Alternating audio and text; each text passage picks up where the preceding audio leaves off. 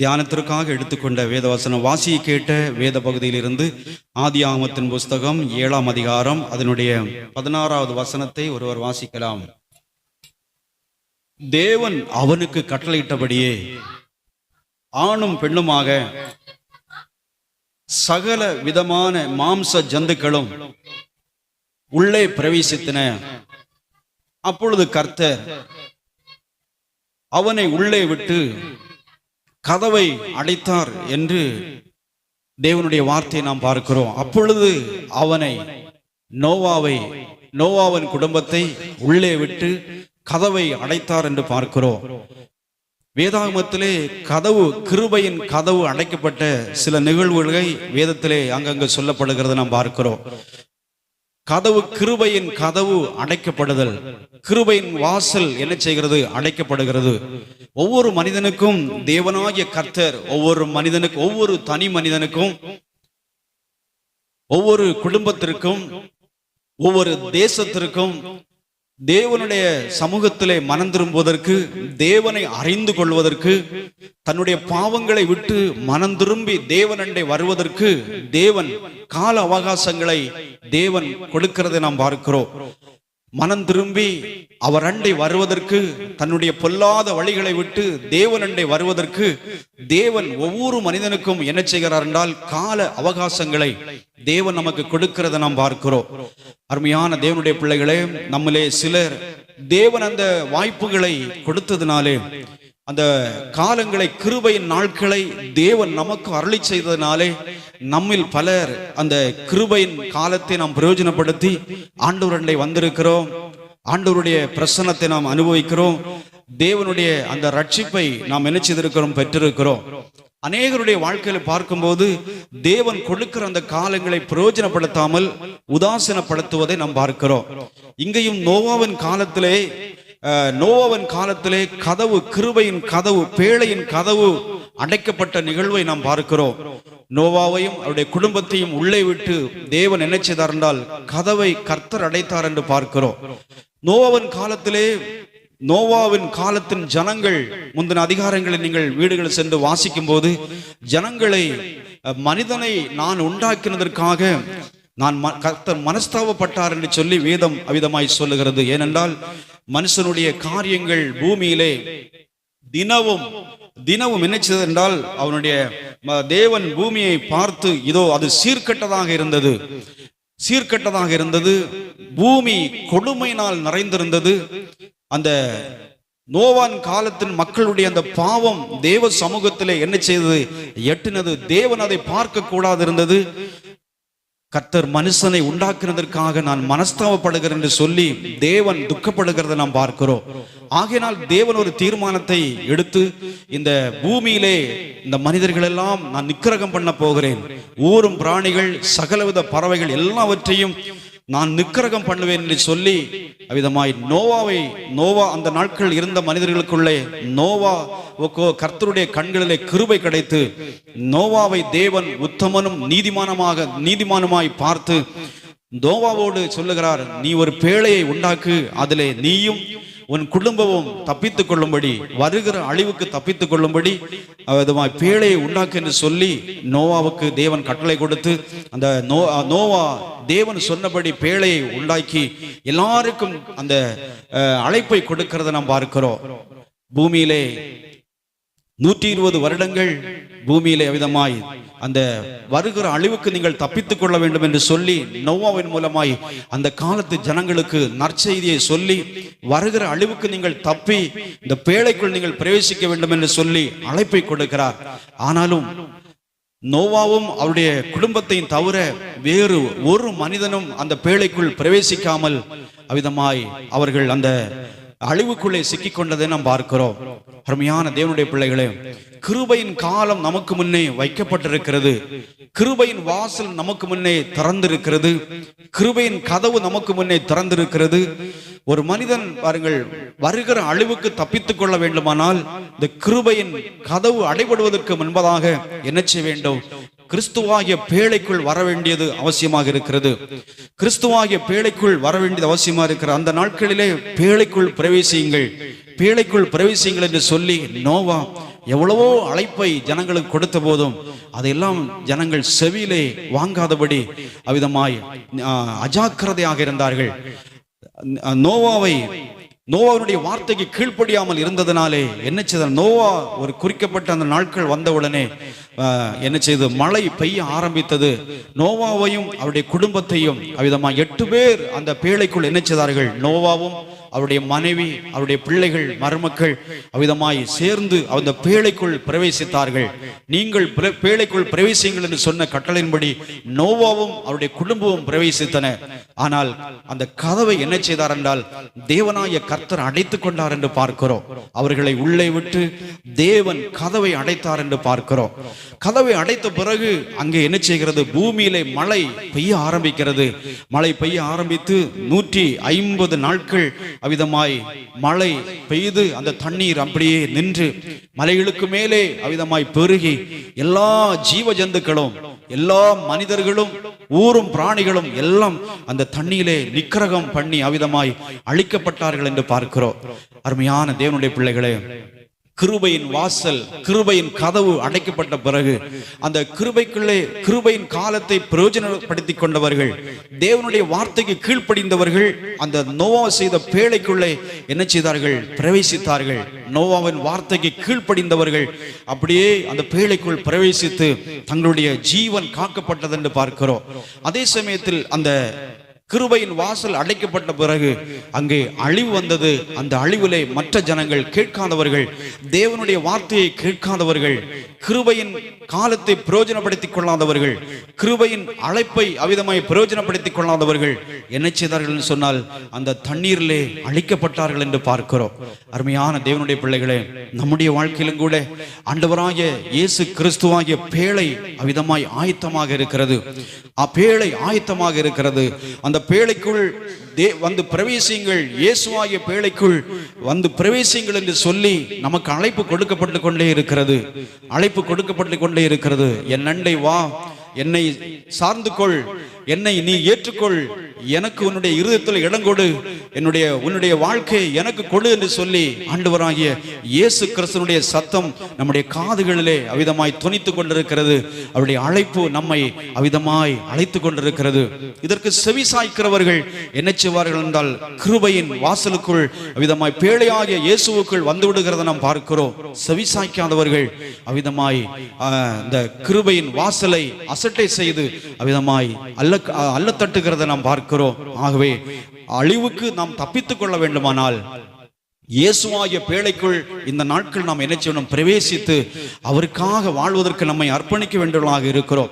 அருமையான தேவனுடைய பிள்ளைகளே, பாருங்கள், இப்படி நோவாவின் காலத்திலே அந்த கிருபையின் கதவு என்ன செய்து அடைக்கப்பட்டு அதற்குள் பிரவேசித்தவர்கள் காக்கப்பட்டார்கள். அதிலே பிரவேசிக்காதவர்கள் என்ன செய்தார்கள் என்றால் வருகிற அந்த தண்ணீரிலே பெருவெள்ளத்திலே அழிக்கப்பட்டார்கள் என்று நாம் பார்க்கிறோம். அதுபோல இன்னும் லோத்தினுடைய வீட்டின் கதவு அடைக்கப்பட்டது என்பதை நாம் பார்க்கிறோம்.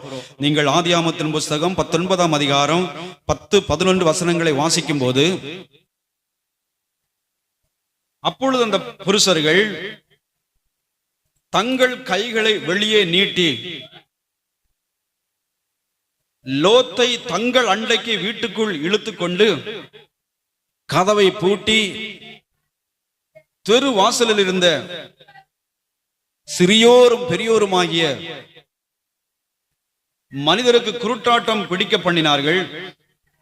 அப்பொழுது அவர்கள் வாசலை தேடி தேடி அலுத்து போனார்கள். லோத்தின் நாட்களிலே சோதோம் குமாரா பட்டணத்தை அழிக்கும்படி தேவதூதர்கள் என்ன செய்கிறார்கள், இறங்கி வருகிறார்கள். சோதோம் குமாரா பட்டணத்தினுடைய பாவம் கூக்குரல் தேவனுடைய சமூகத்தில் எட்டினது. அதை தேவனால் பொறுத்து கொள்ள முடியவில்லை. அங்கே கொலைகளும் கொள்ளைகளும் விபச்சார பாவங்களும் வேசித்தனங்களும் இன்னும் அவிதமாய் ஓர்ண சேர்க்கை பாவங்களும் அதிகரித்து அருவருப்பானதும் அசுத்தமானதுமான பாவங்களிலே அந்த பட்டணத்தின் ஜனங்கள் வாழ்ந்து கொண்டிருந்த போது அந்த பாவத்தினுடைய கூக்குரல் தேவ சமூகத்தில் எட்டினது. அது தேவனால் சகித்துக் கொள்ள முடியவில்லை. ஆகவே தேவன் ஒரு முடிவுக்கு அங்கே வருகிறத நாம் பார்க்கிறோம். சோதோம் குமாரா பட்டணத்தை அவிதமாய் அக்கினினால் கந்தகத்தினால் அழிக்கும்படி தேவன் அங்கே சித்தம் கொண்டு தேவ தூதர்களை என்ன செய்கிறார், அனுப்புகிறத நாம் பார்க்கிறோம். தேவ தூதர்கள் அவ்விதமாய் வந்து லோத்தினுடைய அந்த வீட்டிலே பிரவேசிக்கிறார்கள். லோத்தினுடைய வீட்டிலே பிரவேசித்த போது அங்கே உள்ள அந்த சிறியோர் முதல் பெரியோர் வரைக்கும், சிறிய வயதிலே முதிர்ந்தவர்கள் கூட சிறியவர்கள் கூட அங்கே என்ன செய்தார்கள் என்றால், உன்னுடைய வீட்டில் வந்தவர்கள் யார் என்று நாங்கள் அதை அறிந்து கொள்ள வேண்டும் என்று சொல்லி அவ்விதமாய் என்ன கேட்கிறார்கள். கேட்டு அவ்விதமாய் அந்த லோத்துக்கு துன்பத்தை கொடுக்கிறார்கள். அந்த உன்னுடைய வீட்டிலே வந்த அந்த மனிதர்கள் யார், அவர்களை நாங்கள் அறிந்து கொள்ள வேண்டும் என்று சொல்லி தவறான எண்ணம் கொண்டவர்களாக அவர்களை நீ வெளியே விடு என்று சொல்லி அங்கே பிரச்சனை பண்ணுகிறத நாம் பார்க்கிறோம். பிரச்சனை பண்ணி லோத் எவ்வளவோ கெஞ்சி பார்க்கிறார். அவர்கள் இந்த ராத்திரி வேளையிலே என்னுடைய வீட்டிலே கூரைக்கு உள்ளே தங்க வந்திருக்கிறவர்கள், அவர்களுக்கு நீங்கள் ஒன்றும் செய்யக்கூடாது என்று சொல்லி அவர் கெஞ்சுகிறார். லோத்து கெஞ்சுகிறார். ஆனாலும் என்னுடைய பிள்ளைகளை நான் ஒருவேளை நான் வெளியே விட்டு தருகிறேன் என்று சொன்ன போது கூட அந்த வாலிபர்களும் அந்த கிழவர்களும் என்ன செய்யவில்லை, நீங்கவே இல்லை. அந்த லோத்தை அவிதமாய் நெருக்கிக் கொண்டிருந்தார்கள். அப்படி நெருக்கிக் கொண்டிருந்த உடனே அந்த தூதர்கள் என்ன செய்தார்கள், லோத்தை அவிதமாய் இப்படி லோத்தை கேட்டுக்கொண்டிருக்கும் போதே லோத்தை உள்ளே உள்ளே வீட்டிற்குள் இழுத்து கொண்டு கதவை பூட்டினார்கள் என்று பார்க்கிறோம். லோத்தை உள்ளே விட்டு என்ன செய்தார்கள், கதவை பூட்டினார்கள். அப்பொழுது அந்த புருஷர்கள் தங்கள் கைகளை வெளியே நீட்டி லோத்தை தங்கள் அண்டைக்கு வீட்டுக்குள் இழுத்து கொண்டு கதவை என்ன செய்தார்கள், பூட்டி விட்டார்கள். பூட்டி இவர்களுக்கு என்ன குருட்டாட்டம் பிடிக்க பண்ணினார். அந்த தேவதூதர்கள் இவர்களுக்கு குருட்டாட்டம் பிடிக்க பண்ணினார்கள். சிறியோர் முதல் பெரியோர் வரைக்கும் என்ன செய்தார்கள் என்று சொன்னால், சிறியோரும் பெரியோருமாகிய மனிதருக்கு குருட்டாட்டம் பிடிக்க பண்ணினார். அப்பொழுது அவர்கள் வாசலை தேடி தேடி என்ன செய்தார்கள், அலுத்து போனார்கள் என்று பார்க்கிறோம். அருமையான தேவனுடைய பிள்ளைகளே, லோத் எவ்வளவோ கெஞ்சி பார்த்தார். நீங்கள் அவர்களுக்கு எந்த தீங்கும் செய்யக்கூடாது, அவர்களுக்கு எந்த தீங்கு நீங்கள் செய்யக்கூடாது, அவர் எங்கள் கூரைக்கு உள்ளால் தங்க வந்திருக்கிறார்கள் என்று சொல்லி லோத்து கெஞ்சி பார்க்கிறார். ஆனாலும் அவருடைய கெஞ்சலுக்கு அவர்கள் செவி சாய்க்கவில்லை. ஏனென்றால் அவ்வளவு துன்மார்க்கமான மனிதர்கள், அவ்வளவு பாவத்திற்குள்ளே மூழ்கி கிடக்கிற மனிதர்கள். அப்படி அந்த பட்டணம் நிறைந்திருக்கிறது பாவத்தினாலும். அவ்விதமாய் அந்த பட்டணம் கூக்குரல் நிறைந்திருக்கிறது. தேவ சமூகத்தில் எட்டினபடியினால் சோதம் குமாரா பட்டணத்தை அழிக்கும்படிக்கு தேவன் சித்தம் கொண்டு அவ்வித தூதர்களை அவ்விதமாய் அனுப்பி அங்கே லோத்தினுடைய வீட்டிற்குள் அவர்கள் வந்தபோது மனிதர்கள் அவர்களை நெருக்கி அங்கே அவர்களை குருட்டாட்டம் செய்ய பண்ணுகிறார் கர்த்தர். அப்படி குருட்டாட்டம் செய்ய பண்ணின போது அங்கே என்ன நடந்ததுன்னு சொன்னால், அவர்கள் வாசலை தேடி தேடி அழுத்து போகிறார்கள். சற்று நேரம் கழித்து அவிதமாய் என்ன செய்கிறால், அந்த சோதம் குமார பட்டணம் என்ன செய்கிறது, அக்னியினாலும் கந்தகத்தினாலும் அங்கே எரிந்து அவிதமா அந்த பட்டணம் அழிக்கப்படுகிறத நாம் பார்க்கிறோம். அருமையான தேவனுடைய பிள்ளைகளே, கிருபையின் கதவு என்ன செய்கிறது, அடைக்கப்படுகிறது. ஒருவேளை இந்த ஜனங்கள் உன்னுடைய வீட்டிற்குள் வந்தது யார் என்று சொல்லி ஒருவேளை அவர்கள் அந்த ஜனங்கள் ஒருவேளை மனஸ்தாபப்பட்டிருப்பார்கள் சொன்னால், ஒருவேளை தன்னுடைய பாவங்களை உணர்ந்து இந்த பட்டணம் ஒருவேளை தீக்கிரையாக்கப்பட போகிறது, ஆகவே கெஞ்சி அவர்களிடத்தில் ஒருவேளை வேண்டிக் கொண்டிருந்தால், தங்களுடைய பாவங்களை உணர்ந்து அறிக்கையிட்டு தேவனுடைய இரக்கத்திற்காக கெஞ்சி இருந்தால் ஒருவேளை அந்த மனிதர்கள் காக்கப்பட்டிருப்பார்கள். ஆனாலும் அவர்கள் அதை உணரவில்லை. அவர்கள் துன்மார்க்கத்திலே என்ன செய்தார்கள், அவர்கள் நின்று கொண்டிருந்தார்கள். லோத்தினுடைய வார்த்தையை அவர்கள் கேட்கவில்லை. லோத்து எவ்வளவோ சமாதானப்படுத்தி சொல்லியும் கேட்கவில்லை. ஆனால் அந்த ஜனங்கள் கதவை பூட்டின பிறகு அந்த சோதகுமார பட்டணத்தை என்ன அங்கே அழிவு வருகிறது நாம் பார்க்கிறோம். அழிவிலே அங்கே அந்த லோத்தினுடைய குடும்பம் என்ன செய்கிறது, காக்கப்படுகிறது. மற்ற ஜனங்கள் எல்லாரும் என்ன செய்கிறார்கள், அந்த பட்டணம் அதாவது தீக்கிரையாக்கப்பட்டு அங்கு அழிக்கப்படுகிறது. அந்த ஜனங்கள் எல்லாம் அழிக்கப்படுகிறது நாம் பார்க்கிறோம். அருமையான தேவனுடைய பிள்ளைகளே, ஒரு பட்டணத்திற்கு தேவன் கிருபையின் நாட்களை கொடுக்கும் போது பாருங்கள், ஒரு குடும்பத்திற்கு தேவன் கிருபையின் நாட்களை கொடுக்கும் போது என்ன செய்ய வேண்டும், தேவனுடைய வார்த்தைகளை என்ன செய்ய வேண்டும், கேட்க வேண்டியவர்களாக இருக்கிறோம். தேவன் ஒவ்வொருவரையும் அவர் நேசிக்கிறவராக இருக்கிறார்.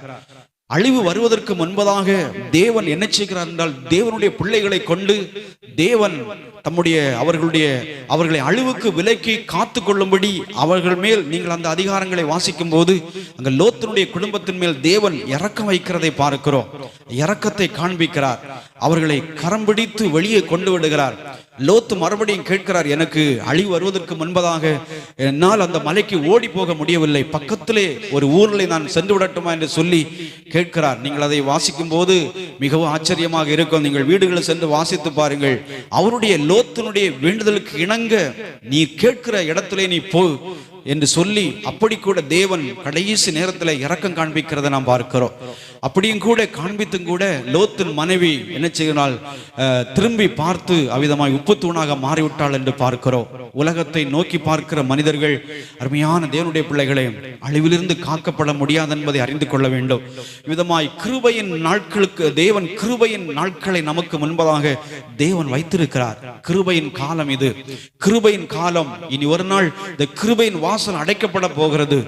பாருங்கள், இந்த உலகம் முடிவுக்கு சென்று கொண்டிருக்கிறது. இந்த உலகம் ஒரு அழிவை எதிர்நோக்கி போய் கொண்டிருக்கிறது. அப்படிப்பட்ட உலகத்திலே நாம் வாழ்ந்து கொண்டிருக்கிறோம். அருமையான தேவனுடைய பிள்ளைகளே, உலகம் எங்கிலும் பார்த்தால் ராஜ்யத்திற்கு விரோதமாய் ராஜ்யம் எழும்பிக் கொண்டிருக்கிறது, ஜனத்திற்கு விரோதமாய் ஜனம் எழும்பிக் கொண்டிருக்கிறது. வேதத்திலே ஆண்டவருடைய வருகைக்கு அடையாளங்கள் என்று சொல்ல கேட்கும் போது ஆண்டவர் ஏற்கனவே சொல்லி இருக்கிறார். பாருங்கள், ராஜ்யத்திற்கு விரோதமாய் ராஜ்யங்கள் எழும்போம், ஜனத்திற்கு விரோதமாய் ஜனங்கள் எழும்போம், ஆங்காங்கே பூமி அதிர்ச்சிகளும் கொள்ளை நோய்களும் உண்டாகும். இதெல்லாம் வருகைக்கு அடையாளங்கள் என்று சொல்லி அவ்விதமாய் ஆண்டவர் எச்சரித்திருக்கிறதை நாம் பார்க்கிறோம். அருமையான தேவனுடைய பிள்ளைகளே, இந்த உலகம் அழிவுக்கு நேராய் போய் கொண்டிருக்கிறது. இந்த உலகம் அவ்விதமாய் மோசமான ஒரு நிலைக்கு நேராய் போய் கொண்டிருக்கிறது. ஆனால் காக்கப்படுவதற்கு தேவனுடைய அழைப்பு நம்மை நோக்கி வந்து கொண்டிருக்கிறது. இது கிருபையின் காலம், இது கிருபையின் காலம். வாசல் திறந்திருக்கிறது, இயேசுவாகிய வாசல் திறந்திருக்கிறது. பரலோகத்தில் பிரவேசிப்பதற்கு, அந்த நித்தியத்தை சுதந்திரித்துக் கொள்வதற்கு, பாவ வாழ்க்கையை விட்டுவிட்டு சமாதானமான வாழ்க்கையை பெற்றுக் கொள்வதற்கு அந்த கிருபையின் வாசலாகிய ஆண்டவராகிய இயேசு, நானே வழியும் சத்தியம் ஜீவனுமாய் இருக்கிறேன் என்று சொன்னவர், அந்த வாசல் என்ன செய்கிறது, திறந்திருக்கிறத நாம் பார்க்கிறோம். அவர் கிருபையாய் நம்மை அழைத்துக் கொண்டிருக்கிறார். அருமையான தேவனுடைய பிள்ளைகளே, ஆண்டவரை ஏற்றுக்கொண்ட பலரும் கூட அதை உணராதபடி உலகத்துக்கு நேராய் மூழ்கி போகிறத நாம் பார்க்கிறோம். கடைசி காலம் உலகத்துக்கு நேராய் போகிறத நாம் பார்க்கிறோம். தேவனுடைய அன்பை ருசித்தும், தேவனுடைய பரம ஈவை ருசி பார்த்தோம், தேவனுடைய அளவற்ற அன்பை பெற்றுக்கொண்டோம், மகாபெரிய அந்த ரட்சிப்பை சுதந்திரித்துக் கொண்டோம். அதை ஜாக்கிரதையாய் காத்துக்கொள்ளாதபடி என்ன செய்கிறான், உலகத்திற்கு பின்னும் ஓடி அவ்விதமாய் பாவத்திலே மூழ்கி அழிவுக்கினராய் போகிற ஒரு சூழ்நிலையை நாம் பார்க்கிறோம். அருமையான தேவனுடைய பிள்ளைகளை, நீங்களும் நானும் அப்படி போகக்கூடாது. கிருபையின் நாட்கள் அடைபடுவதற்கு முன்பதாக நாம் இயேசுவாகிய பேழைக்குள் நாம் என்ன செய்யணும், தரித்திருக்க வேண்டியவர்களாக இருக்கிறோம். பேழையின் கதவு அடைக்கப்பட போகிறது. ஆகவே நம் ஆண்டவரை சார்ந்திருக்கிற தேவனுடைய பிள்ளைகள், ஒருவேளை நம்முடைய வாழ்க்கையில துன்பங்கள் வந்தாலும், நெருக்கங்கள் வந்தாலும், தோல்விகள் வந்தாலும், நம்முடைய வாழ்க்கையில இந்த தேவனண்டை நாம் என்ன செய்ய வேண்டும், சார்ந்து வாழ வேண்டியவர்களாக இருக்கிறோம். கிறிஸ்துவாகிய இயேசுவாகிய பேழைக்குள் தரித்திருக்க வேண்டியவர்களாக இருக்கிறோம். அப்பொழுதுதான் நாம் நித்தியத்தை நாம் என்ன செய்ய முடியும், சுதந்திரித்துக் கொள்ள முடியும் என்பதை நாம் அறிந்து கொள்ள வேண்டும். மூன்றாவதாக, புதிய ஏற்பாட்டின் காலத்திலே ஆண்டவராகிய இயேசு சொல்லும் போது, மத்தேயு 25:10-11 வசனத்தை வாசிக்கும் போது, அங்கே கதவு அடைக்கப்பட்ட ஒரு சம்பவத்தை நாம் பார்க்கிறோம். கல்யாண வீட்டினுடைய கதவு என்ன செய்கிறது, அடைக்கப்படுகிறத நாம் பார்க்கிறோம். அப்படி அவர்கள் வாங்க போன போது மணவாளன் வந்துவிட்டார். ஆயத்தமாய் இருந்தவர்கள் அவரோடு கூட கல்யாண வீட்டுக்குள் பிரவேசித்தார்கள். கதவும் அடைக்கப்பட்டது. பின்பு மற்ற கன்னிகைகளும் வந்து, ஆண்டவரே, ஆண்டவரே,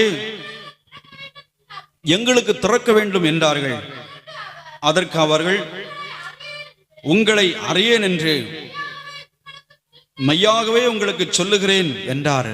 இங்கே 10 கன்னிகைகள் என்ன செய்தார்கள் என்றால், மணவாளனுடைய வரவிற்காக எதிர்பார்த்து கொண்டிருந்தார்கள். 10 கன்னிகைகள் இருந்தார்கள். மணவாளன் எப்பொழுது வருவார் என்று சொல்லி அவர்கள் 10 பேரும் என்ன செய்தார்கள், ஆயத்தத்தோடு அப்படி காத்து கொண்டிருந்தார்கள். அப்படி இருக்கும்போது மணவாளன் வருகிற போது, மணவாளன் வர தாமதித்தது என்று சொல்லி அதிலே 5 பேர்கள் என்ன செய்தார்கள் என்று சொன்னால், அவர்கள் தூங்கும்படி அப்படியே போனார்கள்.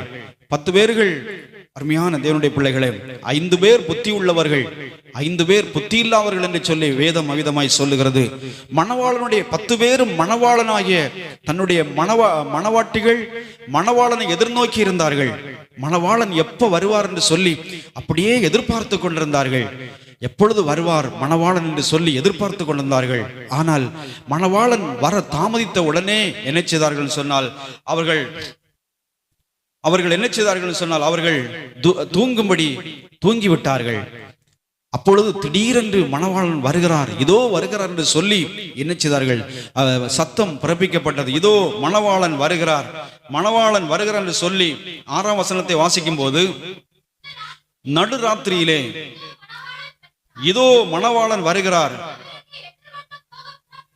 அவருக்கு எதிர்கொண்டு போக புறப்படுங்கள் என்று என்கிற சத்தம் உண்டாயிற்று. அப்பொழுது அந்த கன்னிகைகள் எல்லாரும் எழுந்திருந்து தங்கள் தீவட்டிகளை ஆயத்தப்படுத்தினார்கள். எல்லாரும் இதோ நடுராத்திரியிலே திடீரென்று அவர்கள் எதிர்பார்க்காத நேரத்திலே மணவாளன் வருகிறார் என்று சொல்லி சத்தம் அவிதமாய் கேட்கப்பட்டது. கேட்டவுடனே அவர்கள் தூங்கினவர்கள் எழுந்து என்ன செய்தார்கள் என்று சொன்னால், தங்களுடைய தீவட்டிகளை ஆயத்தப்படுத்தினார்கள். அருமையான தேவனுடைய பிள்ளைகளே, தீவட்டிகளை ஆயத்தப்படுத்தினார்கள். தீவட்டிகளை ஆயத்தப்படுத்தும் போது 5 பேருடைய தீவட்டியில எண்ணெய் இல்லை. 5 பேருடைய தீவட்டி ஆயத்தமாக இருந்தது. அவர்கள் ஆயத்தமாக இருந்தார்கள். 5 பேருடைய தீவட்டியிலே எண்ணெய் இல்லை. எண்ணெய் இல்லாமல் போனது.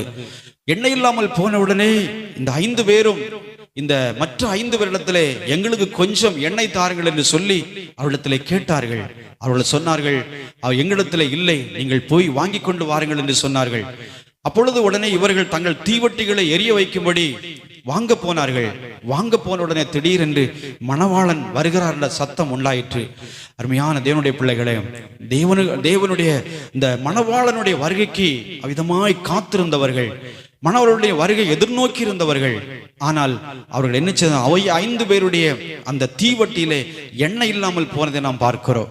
அருமையான தேவனுடைய பிள்ளைகளே, கிறிஸ்தவ ஜீவியத்திலே தேவனோடு உள்ள உறவை இழந்தவர்கள், தேவனோடு உள்ள ஐக்கியத்தை இழந்தவர்கள், ஆவியானவரை பெற்றும் ஆவியானுடைய அன்பை இழந்தவர்கள், ஆவியானுடைய பிரசன்னத்தை எண்ணெயாகிய பரிசுத்த ஆவியானவர்களுக்குள் இல்லாதபடியினால் அவர்களால் ஆயத்தமாக இருக்க முடியவில்லை. ஆனால் ஆரம்பத்திலே ஆயத்தமாக இருந்தவர்கள் அவ்விதமாய் தேவனுடைய அந்த மணவாளனுடைய வருகை எதிர்நோக்கி இருந்தவர்கள் தீவட்டிகள் ரட்சிப்பை பெற்றுக்கொண்டு அந்த தீவட்டிகளோடு என்ன எதிர்கொண்டு போவதற்கு ஆயத்தமாக இருந்தவர்கள். ஆனால் மணவாளன் வருவதற்கு தாமதித்த உடனே என்ன செய்தார்கள் என்றால், அவருடைய தீவட்டிகளிலே எண்ணெய் இல்லாமல் குறைந்து போனதை நாம் பார்க்கிறோம். ஆயத்தமாய் இருந்தவர்கள் என்ன செய்தார்கள் சொன்னால், ஆயத்தமாய் இருந்தவர்கள் அவரோடு கூட கல்யாண வீட்டிற்குள் என்ன செய்தார்கள், பிரவேசித்தார்கள். கதவும் அடைக்கப்பட்டது. அருமையான தேவனுடைய பிள்ளைகளை, ஆயத்தமாய் இருந்தவர்கள் 5 பேர் புத்தி உள்ளவர்கள், 5 புத்தி உள்ள அந்த ஸ்திரீகளிடத்திலே, அவர்களுடைய அந்த மணவாட்டிகளிடத்திலே என்ன தீவட்டிகள் எல்லாம் எரிந்து மணவாளன் வந்த உடனே அந்த மணவாளனை எதிர்கொண்டு போய் சந்திக்க அவர்கள் ஆயத்தமாய் இருந்தார்கள். அவருடைய தீவட்டிகளிலே எண்ணெய் இருந்தது. அருமையான தேவனுடைய பிள்ளைகளே, அநேகர் ரட்சிப்பாகிய தீவட்டிகளை பெற்றுக்கொண்டோம். என்ன செய்கிறார் என்று சொன்னால், அந்த தீவட்டிகளை அவிதமாய் அணைந்து போயிருக்கிற ஒரு சூழ்நிலையை நாம் பார்க்கிறோம். ரட்சிப்பை பெற்றுக்கொண்டு மணவாளனுக்கு அவிதமாய் எதிர்கொண்டு போக தங்களுடைய வாழ்க்கையை ஆரம்பித்தவர்கள், மணவாளனுடைய வருகைக்கு எதிர்பார்த்திருந்தவர்கள், இப்பொழுது ரட்சிப்பிலே பாருங்கள், அனல் இல்லாமல், அனலுமின்றி குளிருமின்றி பரிசுத்த ஆவியானவராகிய எண்ணெய் அவர்களுக்குள்ளே இல்லாமல் என்ன ஒருமையாய் நிற்கிறத நாம் பார்க்கிறோம். அப்படி இருக்கிறவர்கள் மணவாளனை சந்திக்க முடியாது, அந்த கல்யாண வீட்டிற்குள் பிரவேசிக்க முடியாது என்பதை நாம் பார்க்கிறோம். பரலோக ராஜ்யத்தில் பிரவேசிக்க முடியாது என்பதை வேதம் அவிதமாய் சொல்லுகிற நாம் பார்க்கிறோம். அருமையான தேவனுடைய பிள்ளைகளே, ஜப ஜீவியம் இல்லாமல் தீவட்டிகளிலே பரிசுத்த ஆவியானவராகிய எண்ணெய் நம்முடைய வாழ்க்கையில் இல்லாமல் இருக்கும்போது, ஆவியானுடைய வழிநடத்தல் இல்லாமல் இருக்கும்போது, கடமைக்காக ஒரு ஆராதனை செய்து அப்படியே நம்முடைய கிறிஸ்தவ வாழ்க்கையை ஓட்டி கொண்டிருக்கும் போது, கடைசியிலே மணவாளன் வருகிற போது அவரை சந்திப்பதற்கு ஆயத்தம் இல்லாத ஒரு வாழ்க்கை இருக்கும்போது அவ்விதமாய் கதவு அடைக்கப்பட்டு அவ்விதமாய் அவர்கள் வெளியே நிற்கிறதை நாம் பார்க்கிறோம். அருமையான தேவனுடைய பிள்ளைகளே, தேவனால் அழைக்கப்பட்ட நீங்களும் நானும் நம்முடைய தீவட்டியாகிய ரட்சிப்புக்குள்ளே நாம் என்ன பரிசுத்த ஆவியானவராகிய எண்ணெய் நமக்குள்ள எப்பொழுதும் அவ்விதமாய் இருக்க வேண்டும். நம்முடைய தீவட்டிகள் எப்போதும் எரிந்து கொண்டிருக்க வேண்டும். நம்முடைய தீவட்டிகள் எப்போதும் பிரகாசித்துக் கொண்டிருக்க வேண்டும். மலவாணனாகிய இயேசுனுடைய வருகைக்கு நாம் அவ்விதமாய் எதிர்பார்த்து கொண்டிருக்கிறோம். பரலோக ராஜ்யத்தில் பிரவேசிப்பதற்கு நாம் எதிர்பார்த்து கொண்டிருக்கிறோம். அப்படி இருக்கிற நீங்களும் நானும் நம்முடைய தீவட்டிகளிலே எண்ணெய் ஒருபோதும் குறையாதபடி என்ன செய்யணும்? பரிசுத்த ஆவியானவராகிய எண்ணெய் நமக்குள்ளே எப்போதும் இருக்க வேண்டியதாக இருக்கிறது. ஆவியானவருக்குள் நாம் வாழ வேண்டியவர்களாக இருக்கிறோம். பரிசுத்த ஆவியானவருக்குள்ளே நாம் வாழ்ந்து தேவனோடுள்ள உறவிலே, தேவனோடுள்ள ஐக்கியத்திலே நாம் என்ன செய்யணும்? வாழ்ந்து கொண்டிருக்கும் போதுதான் மணவாளன் வருகிற போது அவருடைய கல்யாண வீட்டுக்குள் நாம் என்ன செய்ய முடியும்? பிரவேசிக்க முடியும். இல்லை என்றால் கதவு அடைக்கப்படும். எண்ணெய் இல்லாதவர்கள் வெளியே நின்ற புத்தி இல்லாத கன்னிகைகளை போல அவ்விதமாய் கதவு அடைக்கப்பட்டு விட்டால் பாருங்கள், எண்ணெய் இல்லாதவர்கள் வெளியே தான் நிற்க வேண்டும். அருமையான தேவனுடைய பிள்ளைகளே, ஆகவே நம்முடைய வாழ்க்கையிலே எண்ணெய் நிரம்பி இருக்க வேண்டும். பரிசுத்த ஆவியானவருக்குள் நாம் வாழ வேண்டியவர்களாக இருக்கிறோம். அனுதினமும் நாம் தேவனோடு உறவாட வேண்டியவர்களாக இருக்கிறோம். அனுதினமும் தேவனோடு உள்ள ஐக்கியம் நமக்குள்ளே பெருக வேண்டியவர்களாக இருக்கிறோம். அனுதினமும் ஜபத்திலே நாம் என்ன செய்யணும்? வளர வேண்டும். ஜபத்திலே தேவனோடு உறவாட வேண்டும். தேவனுடைய வசனங்களை வாசித்து நாம் என்ன செய்ய வேண்டும்? ஜபத்திலே வளர்களாக இருக்க வேண்டும். ஆவியானுடைய பிரசன்னத்தை நாம் உணர்வுகளாக இருக்க வேண்டும். ஆவியானவரால் நிரப்பப்பட்டிருக்க வேண்டும். பரிசுத்த ஆவியாகிய எண்ணெய் நமக்குள் இருக்க வேண்டும். அப்படி இருக்கும்போதுதான் நம்முடைய தீவட்டிகள், நம்முடைய ரட்சிப்பாகிய தீவட்டி எப்போதும் அது எரிந்து கொண்டே காணப்படும். அருமையான தேவனுடைய பிள்ளைகளே, பாருங்கள், வாசல் அடைக்கப்பட்ட பிறகு ஆண்டவரே எங்களுக்கு கதவு திறக்க வேண்டும் என்று சொன்னால் அவர் சொல்லுவார், நீங்கள் எவ்விடத்தாரோ உங்களை அறியேன் என்று ஆண்டவர் சொல்லிவிடுவார். அந்த புத்தி இல்லாத கன்னிகளை பார்த்து அவர்கள் ஆண்டவரே எங்களுக்கு திறக்க வேண்டும் என்று சொன்னபோது உங்களை அறியேன் என்று மெய்யாகவே உங்களுக்கு சொல்லுகிறேன் என்றார் என்று பார்க்கிறோம். அருமையான தேவனுடைய பிள்ளைகளே, பரலோக ராஜ்யத்தில் பிரவேசிப்பதற்கு நாம் என்ன செய்ய வேண்டும்? ஆயத்தமுடையவர்களாக இருக்க வேண்டும். ஆயத்தமாய் இருந்தவர்கள் கல்யாண வீட்டிற்குள் பிரவேசித்தார்கள். கதவும் அடைக்கப்பட்டது. கிருபையின் கதவு அடைக்கப்பட்ட பிறகு புத்தி இல்லாத கன்னிகைகள் வெளியே நின்று எங்களுக்கு திறக்க வேண்டும் என்று கேட்டபோது அவர்கள், நீங்கள் எவ்விடத்தாரோ உங்களை நான் அறியேன் என்று சொல்லி ஆண்டவர் விதமாய் சொல்லுகிற நாம் பார்க்கிறோம். அருமையான தேவனுடைய பிள்ளைகளே, தேவனால் அழைக்கப்பட்ட நீங்களும் நானும், தீவட்டிகளாகிய ரட்சிப்பை பெற்றுக்கொண்ட நீங்களும் நானும் பரிசுத்த ஆவியானவராகிய எண்ணெயிலே நாம் என்ன செய்ய வேண்டும்? நிரம்பி இருக்க வேண்டும். ஆவியானவர் நமக்குள்ளே இருக்க வேண்டும். அதான் வேதம் சொல்லுகிறது, யார் யார் தேவனுடைய ஆவியினால் நடத்தப்படுகிறார்களோ அவர்கள் தேவனுடைய புத்திரர் எனப்படுவார்கள் என்று ஆண்டவர் சொல்லி இருக்கிறத நாம் பார்க்கிறோம். யார் யார் தேவனுடைய ஆவியினால் நடத்தப்படுகிறீர்களோ, அனுதினமும் ஆவியானவரால் நடத்தப்படுகிற ஒரு வாழ்க்கை, ஆவியானவரால் நடத்தப்பட வேண்டுமானால் அனுதினமும் தேவ சமூகத்திலே தேவனோடு நாம் உறவாட வேண்டும். தேவனோடு அனுதினம் உறவாடி தேவனுடைய வார்த்தைகளை தியானித்து அவரோடு நாம் ஐக்கியப்பட்டிருக்க வேண்டும். அவருடைய எண்ணெயினால் நிரம்பி இருக்க வேண்டும். அதை தான் ஆண்டவர் அங்கே சொல்லி இருக்கிறத நாம் பார்க்கிறோம்.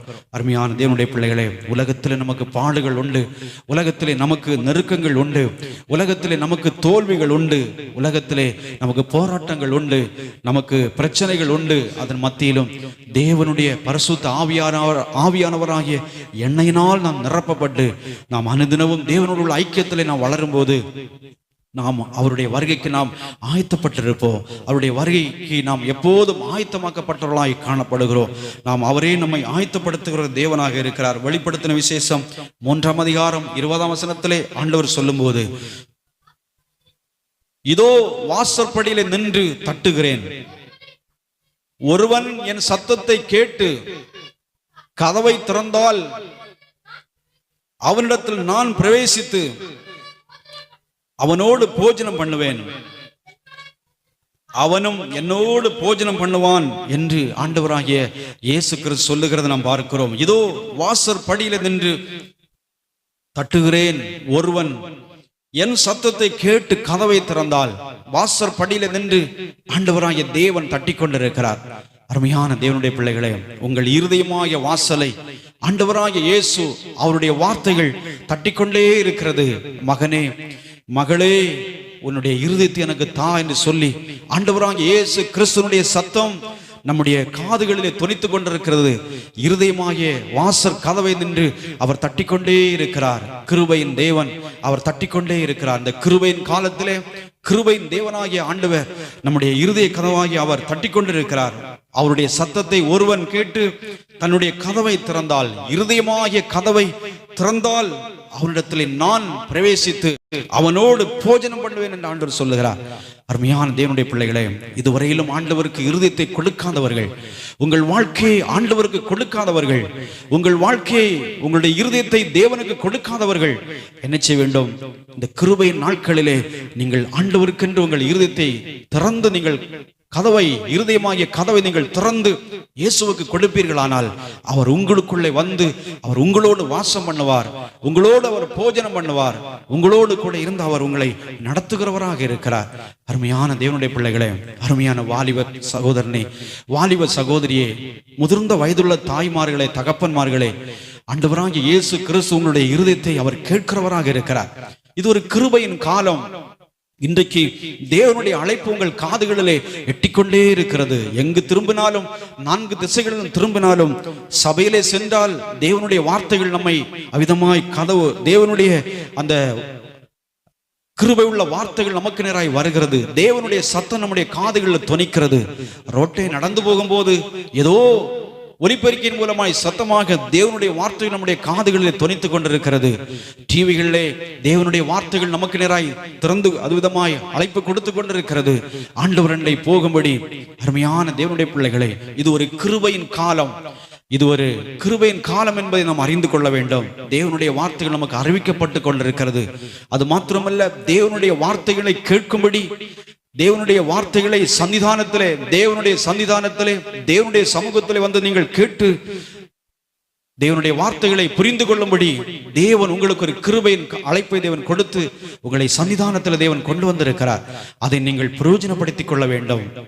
கிருபையின் வாசல் அடைபடுவதற்கு முன்பதாக தேவாதி தேவனுடைய வருகை இந்த உலகத்தில் இருக்குமானால், இல்லை நம்முடைய மரணம் ஒருவேளை இருக்குமானால், இந்த கிருபையின் வாசல் அடைபடுவதற்கு முன்பதாக நம்முடைய இருதய கதவை திறந்து ஆண்டவருக்கு கொடுப்போமானால், அவர் உங்களோடு கூட இருந்து உங்களை நடத்துகிறவராய், உங்களோடு கூட இருந்து அவரை உங்களோடு இருந்து அவர் உங்களை நடத்தி செல்லுகிறவராய், மரண பரியந்த உங்களை நடத்துகிறவராக இருக்கிறார். அவர் ஒருபோதும் உங்களை விட்டு விலகாதவராக இருக்கிறார். ஒருபோதும் உங்களை கைவிடாதவராக இருக்கிறார். எந்த சூழ்நிலையில் உங்களை கைவிடாத ஆண்டவர், எந்த இக்கட்டிலும் உங்களை கைவிடாத ஆண்டவர், அவர் நம்மோடு கூட இருக்கிறவர். அவர் நம்மை பலப்படுத்துகிறவர். எந்த சூழ்நிலையிலும் அவர் உங்களை விட்டுக் கொடுக்காதவர். அப்படிப்பட்ட கர்த்தர் தான் நம்மோடு கூட இருந்து நம்மை நடத்துகிறவராக இருக்கிறார். அல்லேலூயா, அல்லேலூயா. ஆகவே ஒரு வசனத்தை கூட வாசிப்போம். லூக்கா 13ஆம் அதிகாரம் 25ஆம் வசனத்தை வாசிக்கும் போது, அங்கே மலை பிரசங்கத்திலே ஆண்டவராகிய இயேசு சொல்லும் போது, லூக்கா 13:25, வீட்டெஜமான் எழுந்து கதவை பூட்டிய பின்பு நீங்கள் வெளியே நின்று ஆண்டவரே, ஆண்டவரே என்று எங்களுக்கு திறக்க வேண்டும் என்று சொல்லி கதவை தட்டும் போது அவர் பிரதியுத்தரமாக, நீங்கள் எவ்விடத்தாரோ உங்களை அறியேன் என்று உங்களுக்கு சொல்வார். வீட்டெஜமான் எழுந்து கதவை பூட்டின பிறகு, ஆண்டவரே எங்களுக்கு கதவை திறக்க வேண்டும், எஜமானனே எங்களுக்கு கதவை திறக்க வேண்டும் என்று சொல்லி கேட்கும்போது, நீங்கள் எவ்விடத்தாரோ என்று சொல்லி அவர் ஒரு நாள் சொல்ல போகிறார். ஆண்டவரை ஏற்றுக்கொள்ளாதவர்களை, இந்த இயேசுவை ஏற்றுக்கொள்ளாதவர்களை, இந்த இயேசுவுக்கு இடம் கொடுக்காதவர்களை, இயேசுவானவர் அழைத்தும் தங்கள் இருதயமாகிய கதவை திறந்து கொடுக்காதவர்களை என்ன செய்ய போகிறார் என்றால், நீங்கள் எவ்விடத்தாரோ உங்களை நான் அறியேன் என்று சொல்லி ஒரு நாள் சொல்ல போகிறார். அருமையான தேவனுடைய பிள்ளைகளே, அது நம்மை பார்த்து அவர் சொல்லக்கூடாது. நம்மை பார்த்து கல்யாண வீட்டிற்கு ஆயத்தமாய் இருந்தவர்கள் கல்யாண வீட்டுக்குள் பிரவேசித்தது போல நீங்களும் நானும் ஆயத்தமாய் இருந்து அந்த கல்யாண வீட்டுக்குள் பிரவேசித்து அந்த பரலோக ராஜ்யத்திலே களி கூறுகிற அனுபவத்தோடு அந்த பரலோக ராஜ்யத்திலே பிரவேசித்து யுகாயுகமாய் தேவனோடு வாழுகிற அந்த பாக்கியத்தை நாம் பெற்றுக்கொள்ள வேண்டும். அதற்காகத்தான் தேவன் அன்போடு கூட நம்மை அழைக்கிறவராக இருக்கிறார். ஆகவே இந்த உலகத்திலே ஆயத்தமாய் இருந்தவர்கள் கல்யாண வீட்டிற்குள் பிரவேசித்தார்கள். ஆயத்தம் இல்லாதவர்கள் கதவு அடைக்கப்பட்ட பிறகு வெளியே நின்று எங்களுக்கு திறக்க வேண்டும் என்று சொன்னார்கள். ஆனால் நீங்கள் இவ்விடத்தாரோ என்று சொல்லி உங்களை அறியேன் என்று ஆண்டவர் சொல்லிவிட்டார். அவர்களால் ஆயத்தமாய் இல்லாதவர்கள் அந்த கல்யாண வீட்டிற்குள் பிரவேசிப்பதற்கு முடியாமல் போனதை நாம் பார்க்கிறோம். அதுபோல இன்றைக்கும் கிருபையின் நாட்கள் நமக்கு முன்பதாக வைக்கப்பட்டிருக்கிறது. பரிசுத்த ஆவியானவர் தம்முடைய பிள்ளைகளை கொண்டு தம்முடைய வார்த்தைகளை தேவன் நமக்கு அறிவித்துக் கொண்டிருக்கிறார். அழிவு இந்த உலகத்திற்கு சீக்கிரமாய் வரப்போகிறது. இந்த உலகம் ஒரு முடிவை நோக்கி ஓடிக்கொண்டிருக்கிறது. ஆகவே நாம் கிருபையின் வாசல் அடைபடுவதற்கு முன்பதாக நம்முடைய இருதயமாகிய கதவை ஆண்டவராகிய தேவனுக்கு திறந்து கொடுப்போம். அவர் உங்களுக்குள்ளே வாசம் பண்ணுவார். அவர் உங்களை அழகாய் நடத்துவார். அவர் உங்களோடு கூட இருந்து போஜனம் பண்ணுவார். அவர் சமாதானத்தை உங்களுக்கு கொடுப்பார். உங்களுக்கு நித்திய ரட்சிப்பை உங்களுக்கு அருளி செய்வார். சமாதானத்தின் பாதையில் உங்களை நடத்துவார். கரம் பிடித்து உங்களை நடத்துவார். அவர் போதுமான ஒரு தகப்பன்.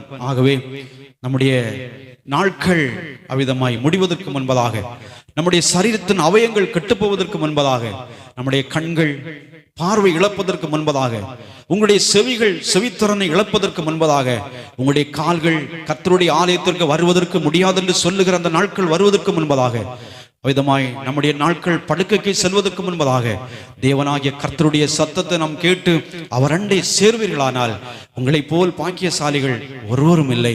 நீங்கள் பாக்கியவான்கள். அருமையான தேவனுடைய பிள்ளைகளை, இந்த உலகத்திலே பிரசித்த பெற்ற ஒரு மனிதனை விட, இயேசுவை ஏற்றுக்கொள்ளாத இந்த உலகத்திலே பிரசித்த பெற்ற எந்த மனிதனையும் விட, ஒருவேளை நீங்கள் பிரசித்தி பெறாத ஒரு மனிதனாக இருந்தாலும், இயேசு கிறிஸ்துவை ஏற்றுக்கொண்ட நீங்கள் நபராக இருந்தால், உங்களை போல் பாக்கியவான்கள் இந்த உலகத்திலே எவரும் இல்லை என்று சொல்லி தேவனுடைய வார்த்தை சொல்லுகிறது. ஆகவே அந்த பாக்கியத்துக்கு நேராய் ஆண்டவர் உங்களை அன்போடு கூட அழைக்கிறார். அந்த பாக்கியத்திற்குள்ளாக வந்தவர்கள், நம்முடைய வாழ்க்கையிலே துன்பங்கள் வந்தாலும், துயரங்கள் வந்தாலும், நெருக்கங்கள் வந்தாலும், இந்த இயேசுவாகிய பேழைக்குள்ளிருந்து வெளியே செல்லாதபடி இயேசுவாகிய பேழைக்குள்ளே நம்மை காத்துக்கொண்டு அவருடைய வருகைக்காக நாம் காத்துக்கொண்டு அந்த பரலோக ராஜ்யத்தில் பிரவேசிப்பதற்கு புத்தியுள்ள கன்னிகளை போல ஆயத்தமாயிருந்து அந்த தேவனுடைய ராஜ்யத்தை நாம் சுதந்திரித்துக் கொள்வோம். கர்த்தர் நம்மை ஆசீர்வதிப்பார். தேவனுடைய சமூகத்திலே ஆண்டவரை நோக்கி நாம் நம்மை தாழ்த்தி ஆண்டவரை நோக்கி ஜெபிப்போம். அவருடைய கிருபைகளுக்காக. அவர் நமக்கு கிருபை கொடுக்கிற ஒரு தேவனாக இருக்கிறார். அவ்விதமாய் நோவாவின் காலத்திலே வாழ்ந்த மக்கள் எல்லாம் தேவன் அவ்விதமாய் அவருடைய அந்த பாவங்கள் தேவ சமூகத்தில் எட்டினது. பூமி சீர்கட்டமாக இருந்தது. ஒவ்வொரு மனிதனுடைய சிந்தைகளும் எண்ணமெல்லாம் அவ்விதமாய் நித்தவும் அவனுடைய இருதயத்தின் எண்ணமெல்லாம் மிகவும் மோசமாக இருந்ததினாலே தேவன் மனிதனை உண்டாக்குவதற்காக மனஸ்தாபப்பட்டார். ஆகவே நோவாவை பார்த்து பேழையை உண்டாக்கு, வருகிற அழிவுக்கு தப்பித்துக் கொள்ளும்படி அவ்விதம் பேழையை உருவாக்கு என்று சொல்லி கட்டளை கொடுத்து பேழை ஆயத்தமாக இருந்தது. நோவாவும் ஜனங்களுக்கு அழைப்பை கொடுத்தார். கிருபையின் வாசல் அடைபடுவதற்கு முன்பதாக இந்த பேழைக்குள் நீங்கள் வந்து பிரவேசிங்கள் என்று சொன்னார். ஆனாலும் ஊரும் பிராணிகள் அவ்விதமாய் ஜந்துக்கள், அசுத்தமான ஜந்துக்களும் நல்ல ஜந்துக்களும் ஜீவராசிகள் எல்லாம் நோவாவினுடைய சத்தத்துக்கு கீழ்ப்படிந்தது. ஆனால் மனிதனோ நோவருடைய சத்தத்திற்கு கீழ்ப்படியாதபடி அந்த பேழைக்குள் பிரவேசிக்காமல் வந்த அழிவிலே அவ்விதமாய் அழிக்கப்பட்டார்கள் என்று பார்க்கிறோம். இன்னும் அவ்விதம் லோத்தின் நாட்களிலே சோதோங்குமார பட்டணம் அழிக்கப்பட்டது. அந்த அழிவுக்கு முன்பதாக தேவன் கிருபை நாட்களை தேவன் கொடுத்தார். லோத்தின் மூலமாக அந்த மனிதர்களுக்கு நற்செய்தியை சொன்னார். அவ்விதமாய் நீங்கள் அவ்விதமாய் தொந்தரவு செய்யாயிருங்கள் சொன்ன போதோ அவ்விதமாய் அந்த மனிதர்கள், அந்த மனிதனுடைய அக்கிரமங்கள் அவ்விதமாய் இருந்தது நிமித்தமாக அந்த பட்டணம் அழிக்கப்பட்டது என்று பார்க்கிறோம். லோத்தினுடைய குடும்பம் காக்கப்பட்டது என்பதை நாம் பார்க்கிறோம். லோத்தினுடைய வார்த்தைக்கு கீழ்ப்படிந்தவர்கள் காக்கப்பட்டார்கள் என்று பார்க்கிறோம். அருமையான தேவனுடைய பிள்ளைகளே, அவ்விதமாய் புத்தியுள்ள கனிகளை போல அவ்விதமாய் மணவாளனுடைய வருகைக்கு காத்திருந்த 10 கனிகளிலே 5 பேர் புத்தியுள்ளவர்கள், 5 பேர் புத்தி இல்லாதவர்கள் என்று வேதம் சொல்லுகிறது.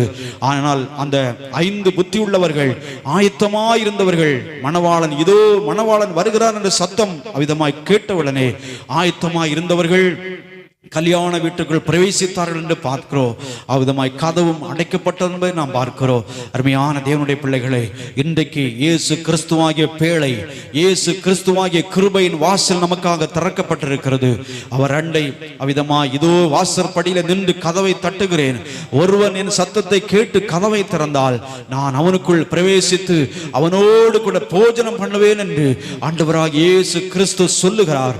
அருமையான தேவனுடைய பிள்ளைகளே, அருமையான வாலிப பிள்ளைகளே, இதுவரையிலும் இயேசு கிறிஸ்துவுக்கு உங்கள் இருதயத்தை கொடுக்காமல் நீங்கள் இருப்பீர்களானால் இந்த ராத்திரி வேளையிலே என் இருதய கதவாகிய இயேசு தட்டி கொண்டிருக்கிறார் என்று சொல்லி உங்கள் இருதயமாகிய கதவை இயேசுக்கு திறந்து கொடுங்கள்.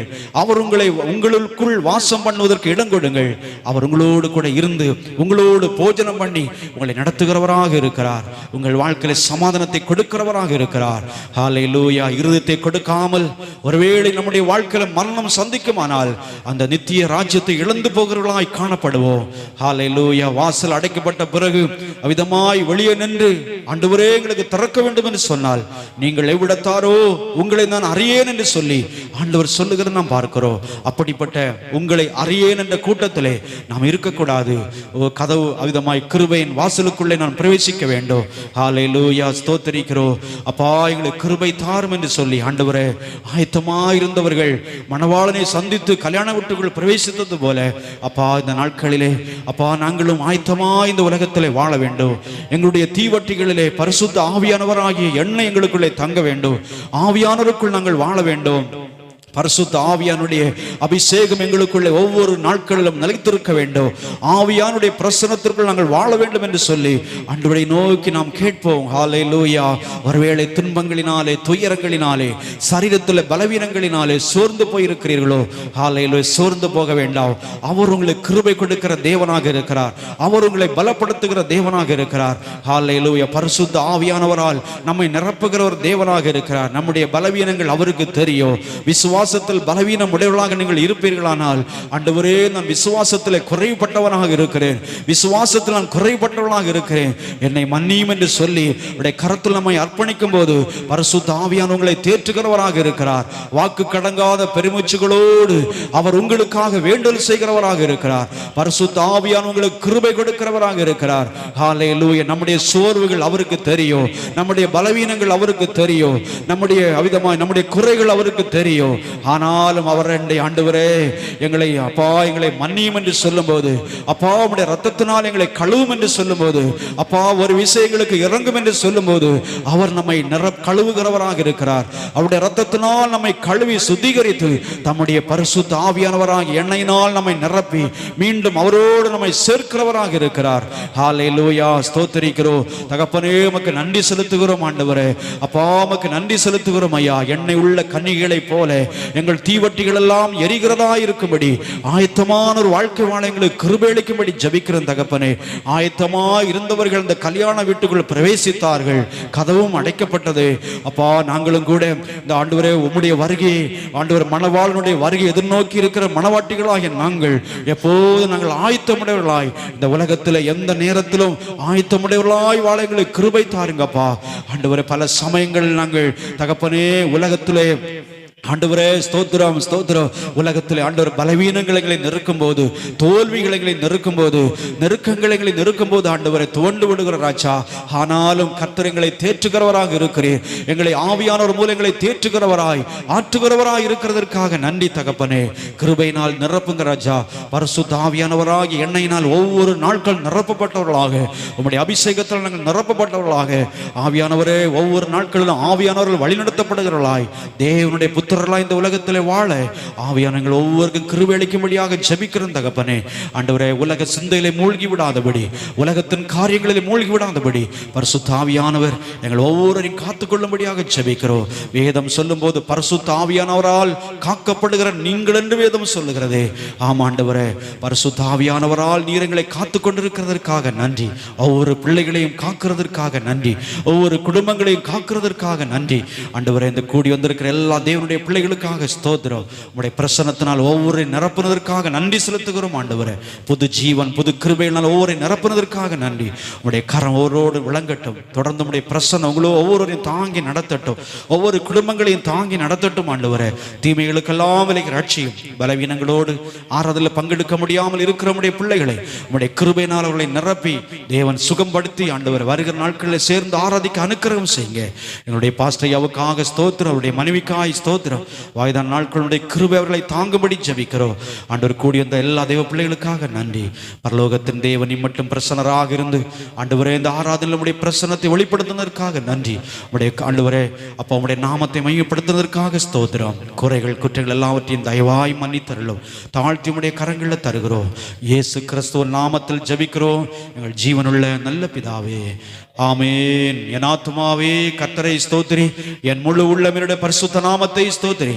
என் ஆத்துமாவே கர்த்தரை ஸ்தோத்திரி, கர்த்தர் செய்த சகல உபகாரங்களையும் மறவாதே. ஆமேன். நம்முடைய பிதாவாகிய தேவனுடைய அன்பும் கர்த்தராகிய இயேசு கிறிஸ்துவினுடைய கிருபையும் பரிசுத்த ஆவியானுடைய ஐக்கியம் சிநேகம் நம் அனைவரோடும் சகல பரிசுத்தவான்களோடும் சபையின் குடும்பங்களோடும் என்றென்றைக்கும் இருப்பதாக. ஆமேன்.